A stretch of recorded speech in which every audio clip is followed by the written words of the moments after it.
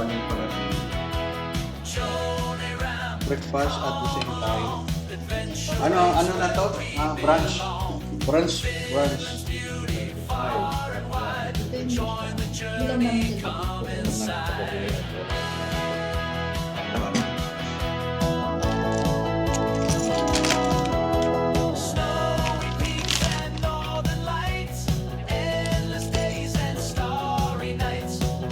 Pasok muna tayo guys.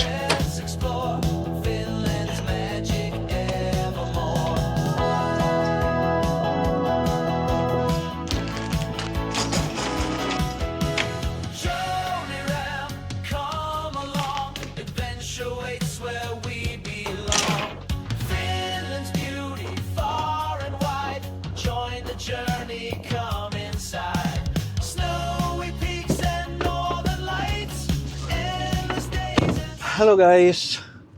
Pasok na naman tayo. 50 sa hapon. 1:50 p.m. at mag-drive ulit tayo ng 1 hour and 20 minutes. So, samahan niyo ako guys sa aking pag-drive going to work. Mahaba na guys yung araw. Lumulubog yung araw is 5:15. Ayan. So, bago mag-6, maliwanag pa. Tsaka yung ano naman, yung climate ngayon, -10. So, pataas na siya ng pataas. Kaya, ngayon, masaya mga tao dito sa Finland. Kasi mag-autumn na. Papansin ko dito sa Finland, dito sa mga gas nila, pag weekends, bumababa talaga. Kahapon, 1.66. €1.66. Ngayon, Monday, bigla na lang 1.97, 1.90 plus. So, pag weekends, bumababa talaga siya. Kaya tinatimingan ko yung pagkarga ko ng diesel.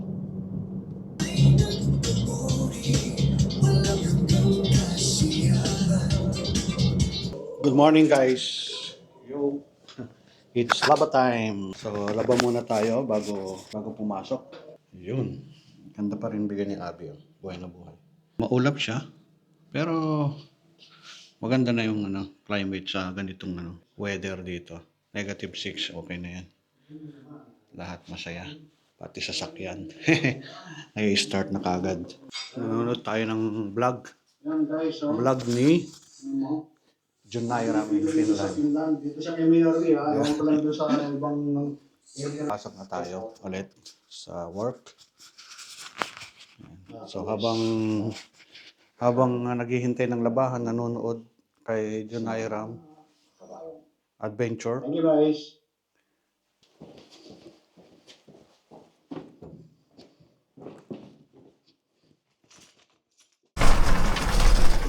Ito gamitin natin kung effective ba. Yan Nung pinush ko tong hood, lumubog.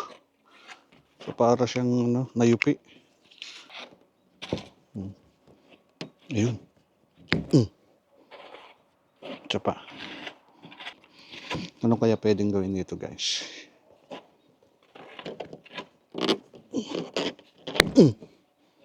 Ayun. Parang parang effective.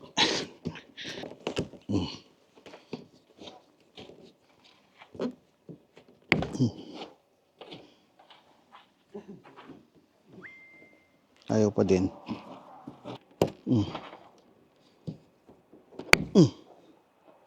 Ayaw. Saka na lang. Uy, bumaba yung diesel guys. Wednesday pa lang ngayon, naging 1.68 na. Kahapon, mula nung Monday, Tuesday, 1.97 siya ngayon. 1.68 na lang. Pwede akong magkarga mamayang gabi.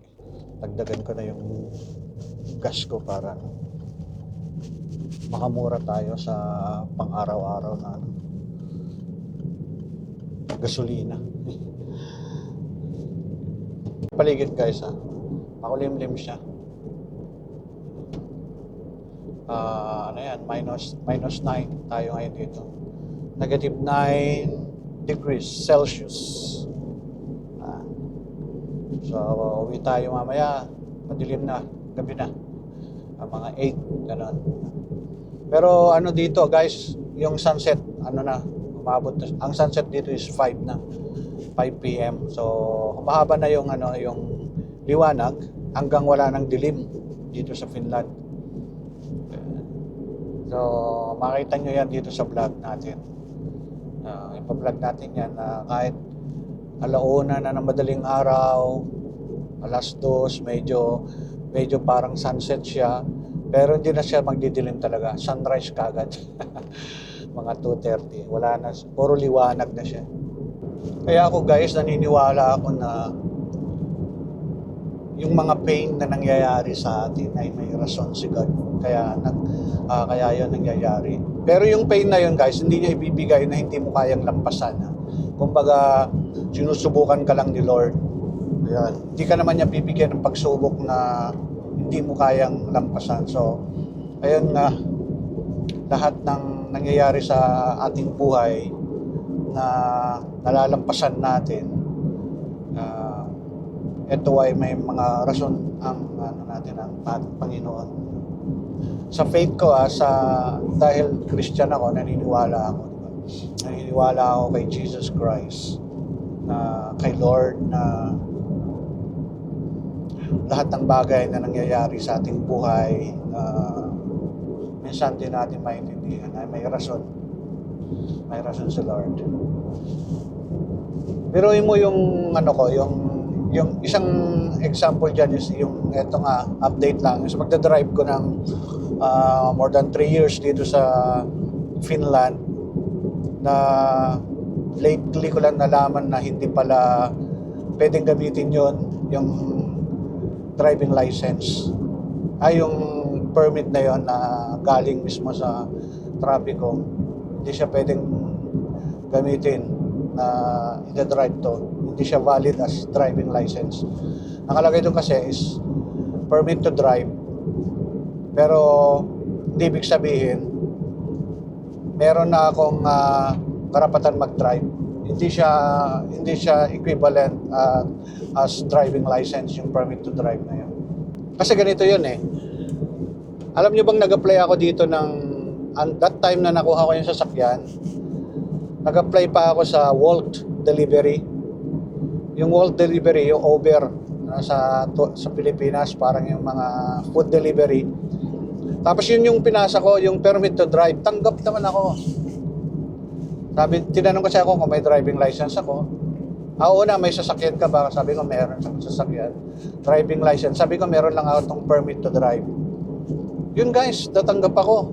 So, sino ba mag-aakala na hindi ako allowed mag-drive? That even yung company na yun, yung Wolt, in-approve yung application ko as food delivery. So, almost 2 years ako nagde-deliver ng pagkain, Wolt. Diba? Food delivery, ginamit ko itong sasakyan na to. Kaya nga, to cut it short guys, baka may mga tataka na bakit nangyari yun. Yun nga, ina-allow ni Lord na meron siyang gustong patunayan sa atin. Diba? So, in short is na pagtagumpayan ko yun, yung endurance, patience, at yung reason behind that happenings guys is yun nga, natuto ako sa traffic rules dito sa Finland. Nalaman ko yung mga dapat na susundin, yung mga signs, yung mga signage. At matagal na ako nagda-drive, pero doon ko lang naisip na habang nag-e-exam ako noon, nagre-review para doon sa theory na yon, marami ako natutunan guys, yung traffic rules dito. Tapos yung maging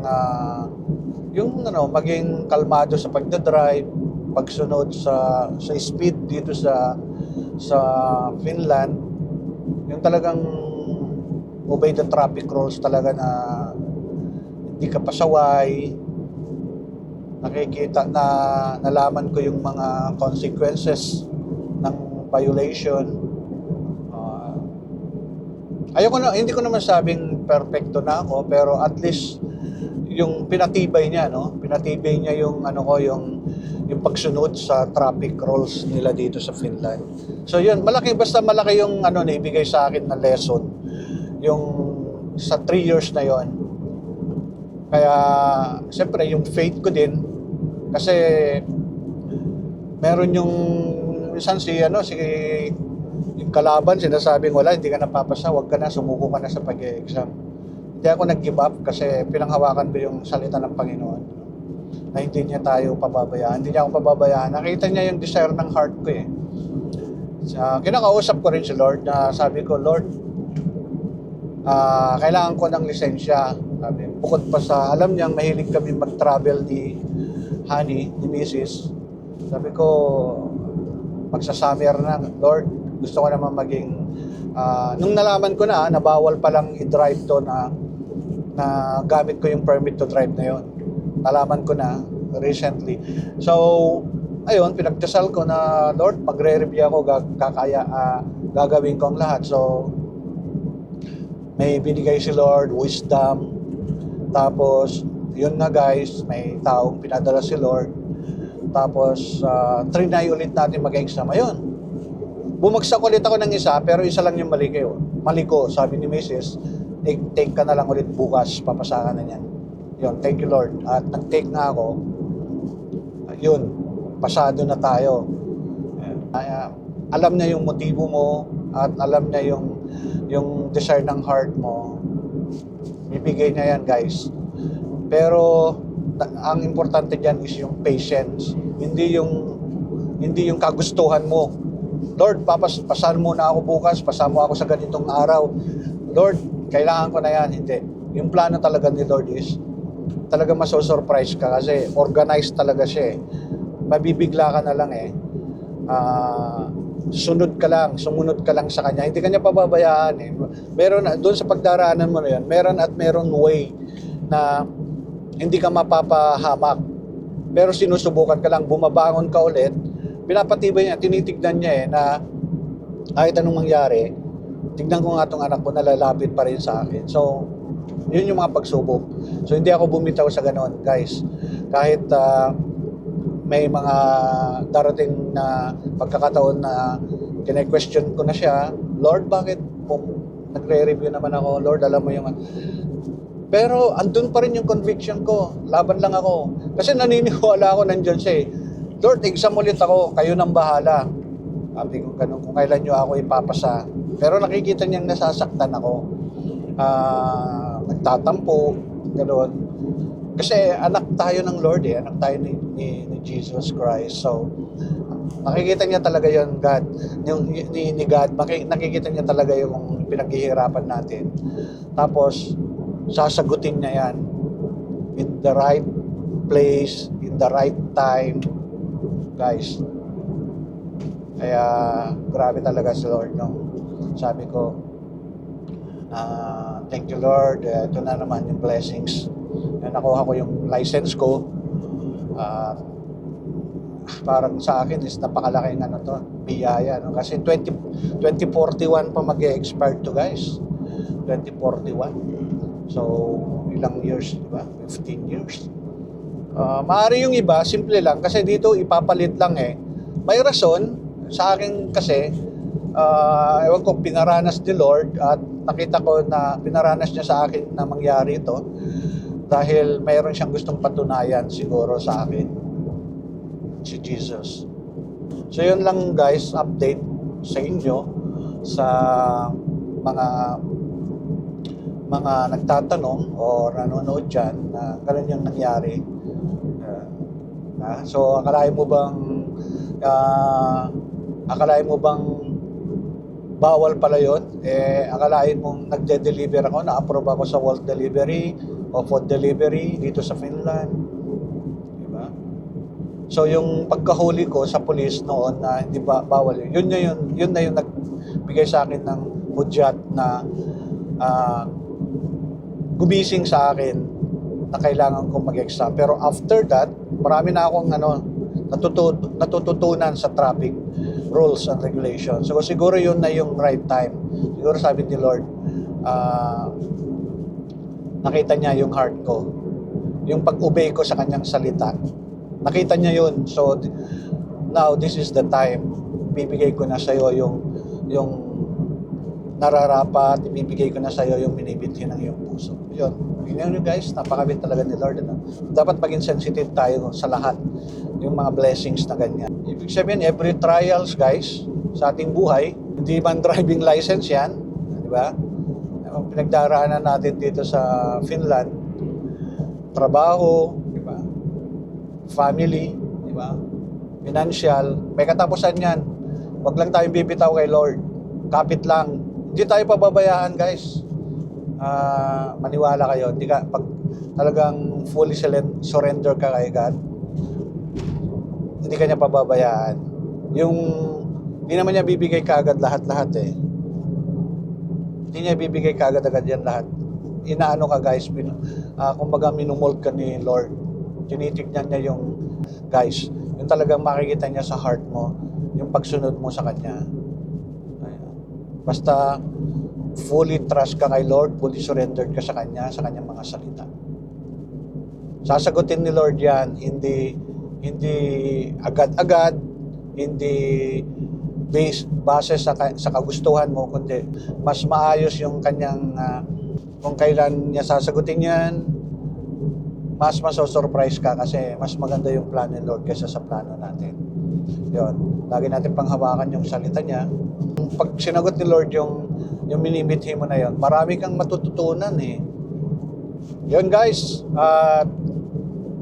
Maraming salamat ulit. Update lang sa inyo sa aking blessings. Isang masasabi kong napakagandang gift ni Lord for this year, 2026. So, ayun guys. So, don't forget to smile. Don't forget to love because Jesus Christ loves you. God bless. Joy.